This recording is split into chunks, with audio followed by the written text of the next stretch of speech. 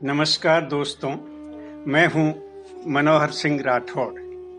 आज प्रस्तुत कर रहा हूं एक कहानी नील प्रभा भारद्वाज द्वारा लिखित बठिंडे वाली गाड़ी। इसमें दो बूढ़े लोग इस वृद्ध दंपति को इंतजार है अपने बेटे का कि वह आज इस गाड़ी से आएगा। इस प्रकार लंबे इंतजार में रोज गाड़ी का देखना और फिर लौट आना और सोचते रहना, इस प्रकार से वृद्ध व्यक्तियों का आशा निराशा के बीच में झूलते हुए ये कहानी उनके मनोविज्ञान को बहुत बारीकी से प्रस्तुत करते हैं। नील प्रभा भारद्वाज अनेक पुरस्कार प्राप्त हैं और बहुत सुंदर मानवीय संवेदनाओं की कहानियां लिखती हैं। तो प्रस्तुत है कहानी बठिंडे वाली गाड़ी। बूढ़ी ने सहारा देकर बूढ़े को दीवार के सहारे बैठा दिया, फिर रजाई खींचकर कंधों तक उसे ढका। घूंट घूंट कर थोड़ी चाय पिलाने के बाद फिर से चारपाई पर लिटाना चाहा, किंतु हड्डियों का पंजर जैसा हाथ हिलाकर उसने लेटने से इनकार किया।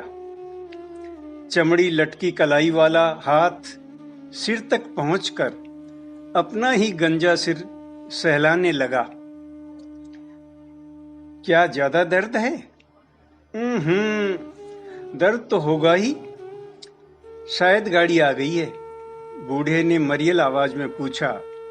मगर उन दोनों ने एक साथ गाड़ी की लंबी विशल की आवाज सुनी।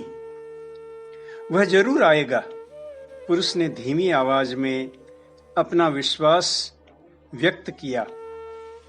रेंगती गाड़ी की छुक छुक आवाज यहां से साफ सुनी जा सकती है। स्त्री ने लालटेन की बत्ती ऊंची की, तेजी से बाहर निकल गई। फिर अंधेरे में ऊबड़ खाबड़ सीढ़ियों की को फलांग छत पर आ गई। सचमुच सवारी गाड़ी ही है। छोटे छोटे डिब्बों की खिड़कियों से झांकती पीली रोशनी, काला काला धुआं छोड़ता इंजन उन डिब्बों को उसकी आंखों के सामने से खींच कर ले जा रहा है। जाने किस डिब्बे में वह बैठा होगा, क्या आरामदेह सीट उसे मिली होगी। भीड़ तो अधिक नहीं है, जरूर सीट मिली होगी। इतनी दूर से पैदल चलकर आने में उसे तकलीफ तो होगी ही। अटैची हाथ में उठाए वह अकेला ही चला आ रहा होगा। इस छोटी सी जगह में कोई कुली भी कहाँ मिलेगा। कहीं कुत्ते तो उसका पीछा नहीं कर रहे होंगे। वह भीतर तक दहल गई। अगर किसी कुत्ते ने उसे काट लिया तो फिर एक लंबी विसल के साथ गाड़ी ने स्पीड पकड़ ली। रेंगने वाली गाड़ी दौड़ने लगी। छोटी गाड़ी जल्दी ही आंखों से ओझल होने लगी। पीछे लाल रोशनी और पटरियों पर बिखरते लाल लाल अंगारे, काला काला धुआं। गाड़ी जब तक उसकी आंखों से ओझल नहीं हो गई वह खड़ी रही। लाल बत्ती भी अब आंखों से ओझल हुई। वह नीचे उतर आई। चूल्हे में जलती आग तेज की, दरवाजे की आहट ली, सिल पर अलसी पीस कर पुलटिस बनाई और बूढ़े को खांसी आई। औरत दौड़कर भीतर गई। तुम आज फिर छत पर चली गई थी? औरत चुप रही। इतनी सर्दी और अंधेरे में भी? औरत ने बूढ़े के सिर वाली चोट पर पुलटस लगाते हुए पूछा। इस पुलटस से कुछ आराम मिलता है ही होगा। पुलटस का लेप लगाकर ऊपर रुई का फाहा और अंगोछे से सिर लपेटकर उसे सहारा देकर लेटाया ही था कि बाहर आहट सुनाई दी। स्त्री तेजी से बाहर आई। वह आ गया? बूढ़े ने पूछा। नहीं, बिल्ली थी। क्या टाइम हुआ? 11। आज फिर गाड़ी लेट थी। हाँ, वैसे भी इधर मकानों दुकानों के बन जाने से घर पहुंचने का रास्ता लंबा जो हो गया, इसलिए कुछ टाइम तो लगेगा ही। उसके लिए तुमने क्या बनाया? बूढ़ा स्वयं ही सवाल जवाब करता रहा। कुछ तो बनाया ही होगा। दाल और चटनी बनाई है, आने पर गरम गरम रोटियां सेक दूंगी।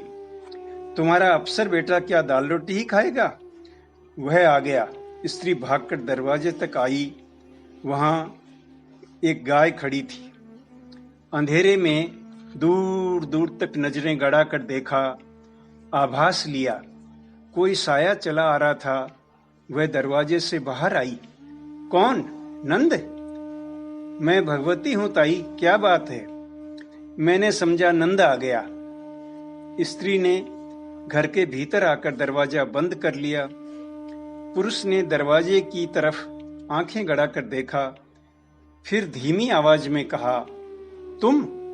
अब तक तो उसे आ जाना चाहिए था। स्त्री चुप रही। तुमने खाना खाया? 11:15 हो गए हैं। बदले में उसने कहा, तुम खा लो। दाल में आधा टुकड़ा कहने के साथ ही उसने चूल्हे की आग जला दी। 3 रोटियां बनाई। बाकी गीला आटा पानी के बर्तन में डालकर छींके पर रखा। दाल के कुछ चम्मच बूढ़े के गले में डाले। उसने गले को पकड़कर खाने में असमर्थता जताई। स्त्री ने रसोई समेटकर जैसे तैसे गले के नीचे कुछ उतारा और बदन पर रजाई लपेटकर बिस्तर पर जा लेटी। गहरा सन्नाटा पसर गया। सो गई क्या? नहीं। क्या सोच रही हो? जो तुम सोच रहे हो। पिछले शनिवार से तुम उसका इंतजार कर रही हो और तुम नहीं? आज जाने का समय आ गया है। अब जाने का समय आ गया है। पर तुम्हारा क्या होगा? फिश, शुभ शुभ बोलो। हो सकता है उसे हमारा पत्र ही ना मिला हो। यही पत्र क्यों नहीं मिला जिसमें तुमने कुछ पैसे मंगाए थे? मेरी चोट और बीमारी का लिखा था। नहीं, वह इतना कठोर नहीं हो सकता। वह समय मिलते ही सहपरिवार आएगा। मगर कब? स्त्री चुप रही। रात बीती, सुबह हुई, दिन बीता, रात आई, फिर रात बीती, दिन आया। 1, 2, 3, 4, 15 दिन, फिर 1 माह। स्त्री रोज छत पर चढ़कर सुबह और रात की गाड़ियां देखती। पुरुष हर आहट पर उसे सचेत करता, लेकिन कहाँ? सुबह शाम रात, हर आहट, हर बात, अनायास सा इंतजार। रोजाना शाम को दाल चटनी बनती। धीरे धीरे सिर्फ चटनी रह गई। 3 की जगह 2 रोटियां बनने लगी। लाला ने कहा, पिछला हिसाब चुकता करो। अब कुछ आगे मिल सकेगा।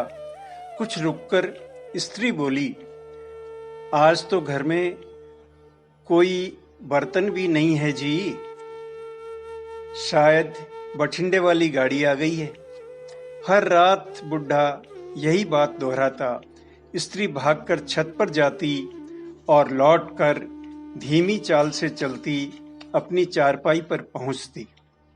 देखना, बाहर कुछ खटका हुआ है, बुढ़ा कहता। तुम चुपचाप सो जाओ, स्त्री खींचकर बोलती। सो कैसे जाऊं? यह जानलेवा दर्द। यही सिलसिला लंबे समय तक चलता रहा। उनका इंतजार धीरे धीरे निराशा में बदलने लगा। आस बिल्कुल टूट चुकी थी। अब सिर्फ 1 रोटी बनती, जिसे स्त्री नमक के साथ गले के नीचे उतारती।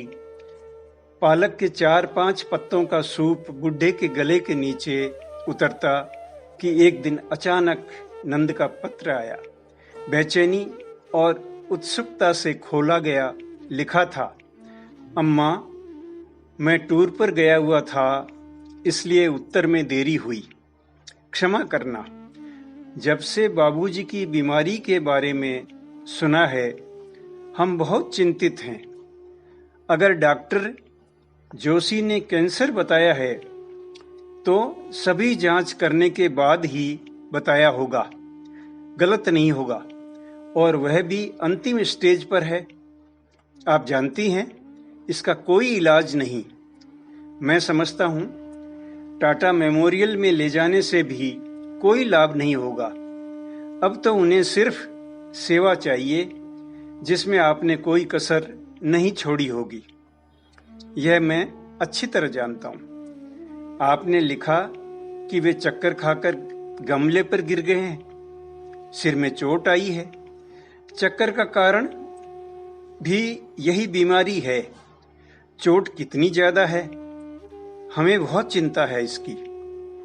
अब तो वहां अस्पताल भी खुल गया है। डॉक्टर जोशी मेरे क्लासमेट रहे हैं। मैं उनको भी पत्र लिख रहा हूं। वे उनकी अच्छी देखभाल करेंगे। बसंत मोदी के हाथ बादाम रोगन की शीशी और 500 रुपए भेज रहा हूं। चक्कर कमजोरी से भी आता है। आप उनके सिर में बादाम रोगन की मालिश करना। समय मिलते ही मैं आने की कोशिश करूंगा। फिलहाल इतना ही। बाबूजी को प्रणाम देना। हाँ, एक बात और है अम्मा, क्षमा करना कुछ कड़वा लगे तो। आपने लिखा है कि तुम्हारी पढ़ाई के लिए हमने जमीन बेची, छोटे के लिए मकान गिरवी रखा। इन बातों का क्या तुक है? क्या एहसान है? हर माँ बाप अपनी संतान के लिए ऐसा ही करता है, उनका फर्ज है।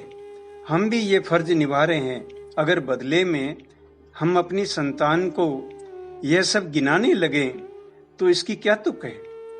सब कोई अपने ढंग से जिंदगी जीना चाहता है। मेरा भी अपनी संतानों के प्रति फर्ज है। शहर के खर्चे, तौबा तौबा। अब अगर आप चाहें कि गिरवी रखा मकान छुड़ा दूं, तो मेरी सामर्थ्य से बाहर है।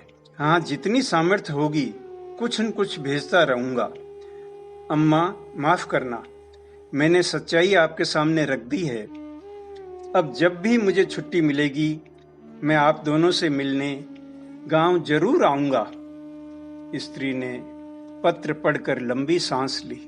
पुरुष ने प्रश्न सूचक नजरें उसके चेहरे पर गड़ा दी। वह कब आएगा? कमजोर अस्पष्ट आवाज में पुरुष ने पूछा। जल्दी आएगा, जब भी उसे छुट्टी मिलेगी। इतने दिन क्यों नहीं आया? वह टूर पर था। बुड्ढे के चेहरे पर रोशनी की एक झलक सी कौंधी। वह दीवार का सहारा लेकर बैठना चाहता था। स्त्री ने मदद की। लाओ, कोई सूप या दाल बनाई है तो खिला दो। स्त्री ने आश्चर्य से उसका चेहरा देखा। तभी गाड़ी की विसल सुनाई दी। शायद बठिंडे वाली गाड़ी आ गई है, पुरुष बोला। स्त्री हल्की सी मुस्कान लिए बोली, अभी से?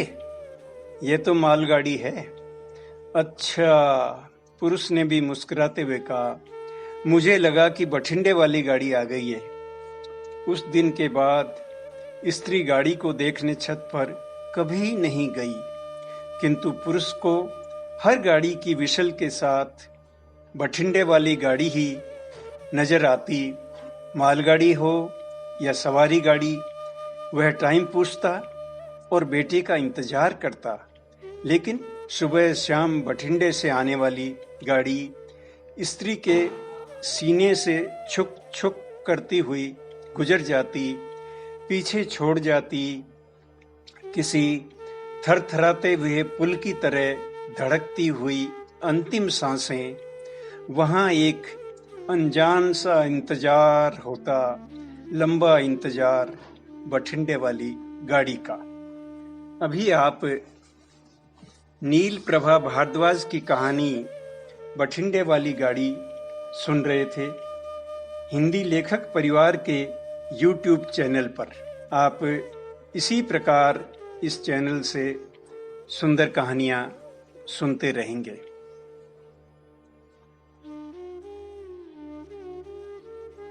अगर आपको रचना पसंद आती है तो लाइक और कमेंट्स ज़रूर करें और शेयर कीजिए।